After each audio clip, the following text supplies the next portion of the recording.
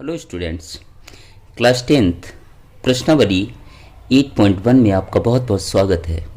आज मैं आपको इस वीडियो में प्रश्न नंबर 9 कराने वाला हूं। तो आइए प्रश्न पढ़ लेते हैं। त्रिभुज ABC में जिसका कोण B समकोण है और यदि tan A बराबर 1/√3 हो तो निम्नलिखित के मान ज्ञात कीजिए। तो यहाँ पर आपको दो प्रश्न दिए गए हैं, उन दोनों का आपको मान ज्ञात करना है। तो सबसे पहले जो क्वेश्चन में दिया गया है वो हम लिख लेते हैं। तो प्रश्न में जो हमें दिया गया था वो मैंने यहाँ पर लिख लिया कि त्रिभुज ABC में कोण P समकोण है और tan A बराबर 1/√3। अब हम tan का सूत्र लिख लेते हैं। तो tan का यहाँ पर सूत्र होता है किससे? लाल बटे कक्का से। पहला साइन, दूसरा कॉस, तीसरा टेन। टेन बराबर होता है L/A। L मतलब लंब, A मतलब आधार। तो क्या हो जाएगा टेन का सूत्र? लंब बटे आधार।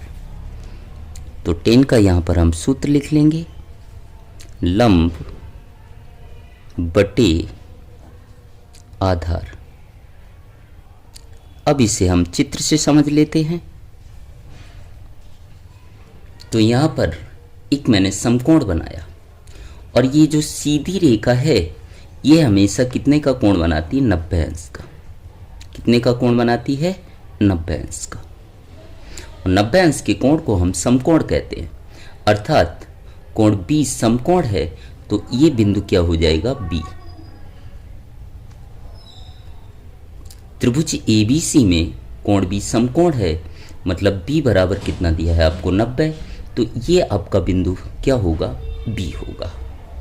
अब A चाहे आप यहाँ लिखें, चाहे यहाँ लिखें, C यहाँ पर लिखें या C यहाँ पर लिखें, उससे कोई फर्क नहीं पड़ेगा। तो देखिएगा, मैंने यहाँ पर लिख दिया सपोज A, इसका नाम क्या है? B। तो इसका क्या हो जाएगा? C। 90 अंश के सामने की भुजा हमेशा क्या कहलाती? कर्ण, जो फिक्स होती है। अब यहां पर देखिएगा, टेन के बाद जो बिंदु दिया है वो कोण का काम करता है। मतलब कोण यहां पर क्या दिया है? A।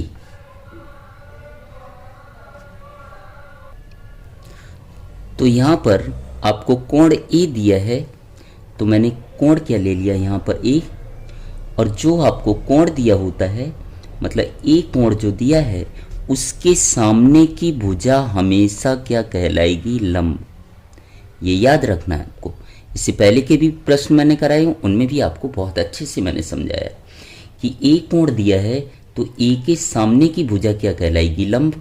90 अंश के सामने की भुजा कर्ण फिक्स होती है, तो नीचे वाली क्या बचेगी? आधार। अब हम मान लिख देंगे। लंब का मान कितना दिया है? 1। और आधार का मान दिया है आपको वर्गमूल 3। लंब मुझे पता है, आधार मुझे पता है, तो हम कर्ण ज्ञात कर लेंगे। किससे? पाइथागोरस प्रमेय का उपयोग करके। तो आइए हम पाइथागोरस प्रमेय लिख लेते हैं। तो मैंने यहाँ पर पाइथागोरस प्रमेय लिख ली कि कर्ण का वर्ग बराबर लंब का वर्ग प्लस आधार का वर्ग। तो अब हम कर्ण का नाम लिख देते हैं, क्योंकि कर्ण मुझे ज्ञात करना है। कर्ण का नाम क्या होगा? AC। तो यहाँ लिख देंगे AC का वर्ग बराबर लंब यहाँ पर क्या दिया है आपको? 1। तो 1 का वर्ग प्लस आधार आपको दिया है वर्गमूल 3, तो आधार की जगह लिख देंगे वर्गमूल 3। वर्ग है तो क्या आएगा? वर्ग। अब आगे हल कर लेते हैं हम। 1 का वर्ग क्या होता है? 1 प्लस यहाँ वर्ग से वर्गमूल कट जाएगा, कितना बचेगा? 3। तो 3 में 1 जोड़ दिया, कितना आया? 4 आया। अब आगे देख लेते हैं। AC बराबर AC का वर्ग बराबर कितना आया? 4 आया। तो AC का माप कितना आएगा? देखिएगा।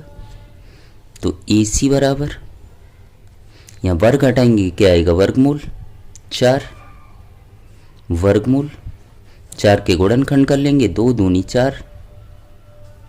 वर्गमूल में दो दो संख्याओं के जोड़े बनते हैं, इन दोनों के जोड़े बना लिए, एक संख्या बाहर आ गई। इस प्रकार से मुझे कर्ण AC का माप मिल गया, कितना, 2। तो मुझे लंब भी पता चल गया, कर्ण भी पता चल गया और आधार भी पता चल गया। अब आगे हम प्रश्न देख लेते हैं। तो पहला प्रश्न यहाँ पर बोला गया है कि sin A cos C plus cos A sin C का मान बताना है आपको। तो सबसे पहले हम sin A cos C और cos A sin C का मान ज्ञात कर लेते हैं। तो यहाँ पर हम लिख लेंगे, तो मैंने यहाँ पर लिख लिया sin A sin C cos A cos C। अब हम सूत्र लगा देंगे। साइन का सूत्र क्या होता है, साइन बराबर L/K मतलब लंब बटे कर्ण। साइन का सूत्र क्या होता है, लंब बटे कर्ण। इधर भी लिख देंगे लंब बटे कर्ण। अब यहाँ कॉस का सूत्र लगा देते हैं। तो कॉस का यहाँ पर सूत्र क्या होगा, A बटे कॉस का सूत्र होता है A बटे K मतलब आधार बटे कर्ण। तो यहाँ हम लिख देंगे आधार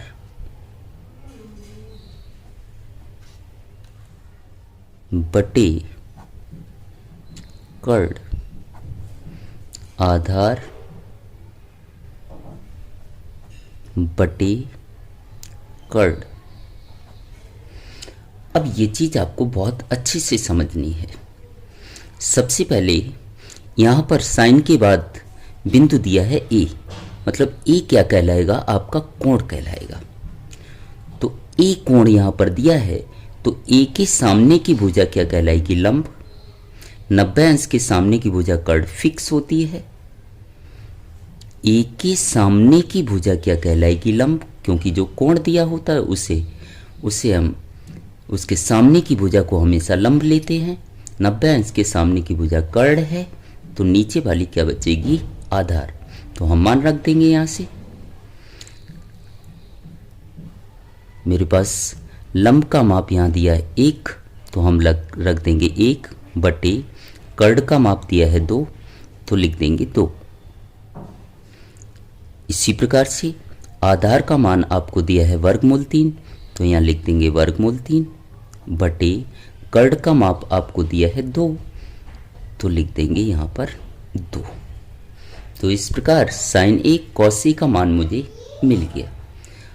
अब इस चीज को आपको बहुत अच्छे से समझना है, वो चीजें में आपको गलतियां नहीं करनी है।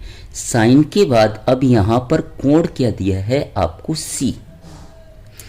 तो कोण आपको जब C दिया है तो C के सामने की भुजा क्या कहलाएगी, लंब कहलाएगी।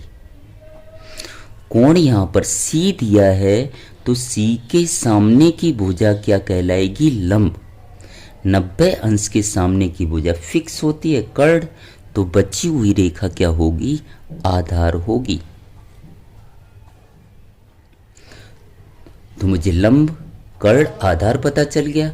तो लंब का माप हम रख देते हैं, लंब अब कितना हो गया, वर्गमूल 3, तो लिख देंगे यहाँ वर्गमूल 3 बटे कर्ण का माप कितना है 2, तो मैंने लिख दिया यहाँ पर 2। इसी प्रकार से आधार यहाँ पर दिया है आपको 1, तो 1 बटे कर्ण यहाँ 2 दिया है, तो लिख देंगे 2।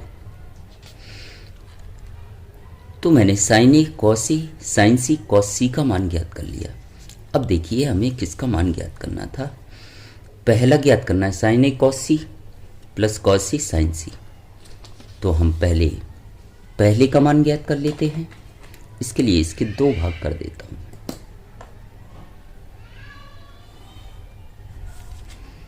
पहला जो मुझे मान निकालना है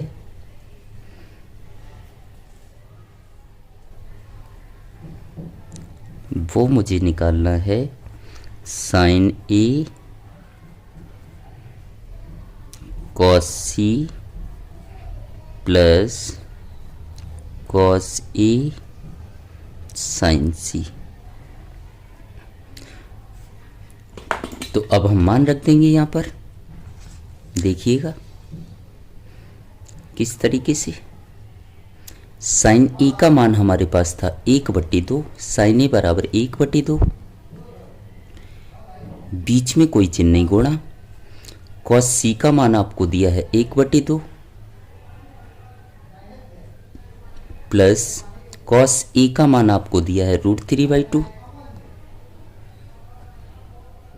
बीच में कोई चिन्ह नहीं गुणा, साइन सी का मान आपको दिया है √3/2,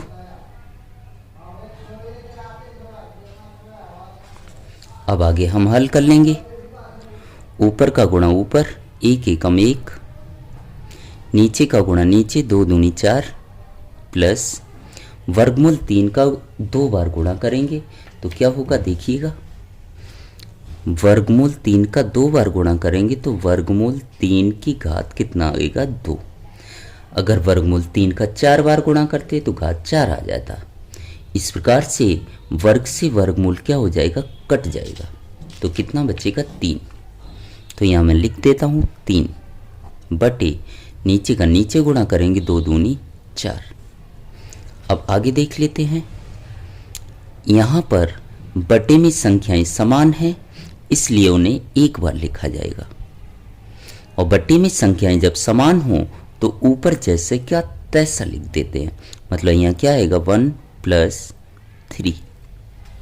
अब आगे देखिएगा, 1 में 3 जोड़ेंगे कितना आएगा 4 बटे कितना आएगा 4, तो 4 का भाग जब 4 में देंगे कितना आएगा 1।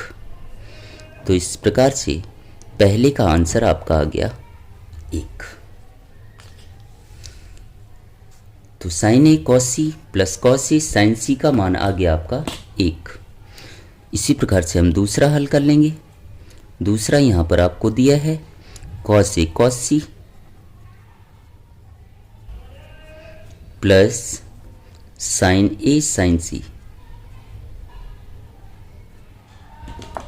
अब हम मान रख देंगे, हमारे पास सारे मान हैं। कॉस ए का मान है √3/2, तो यहाँ लिख देंगे √3/2, बीच में कोई चिन्ह नहीं गुणा, कॉस सी का मान है 1/2, प्लस है तो प्लस, साइन ए का मान हमारे पास है 1/2, बीच में कुछ नहीं गुणा, साइन सी का मान है √3/2, √3/2। यहाँ पर थोड़ी मिस्टेक है, यहाँ चिन्ह किसका है माइनस का, ध्यान रखिएगा, यहाँ चिन्ह किसका दिया है माइनस का। अब आगे हम हल कर लेंगे। ऊपर का गुणा ऊपर करेंगे तो √3 का 1 में करेंगे √3 अपॉन नीचे का नीचे, 2 दूनी कितना हो जाएगा 4, माइनस है तो माइनस, ऊपर का ऊपर गुणा करेंगे तो √3 आएगा बटे 2 दूनी कितना हो जाएगा 4। अब यहां पर ध्यान से समझिएगा, 2 - 2 अगर मैं करता हूं तो 2 में से 2 माइनस करूंगा क्या आएगा 0।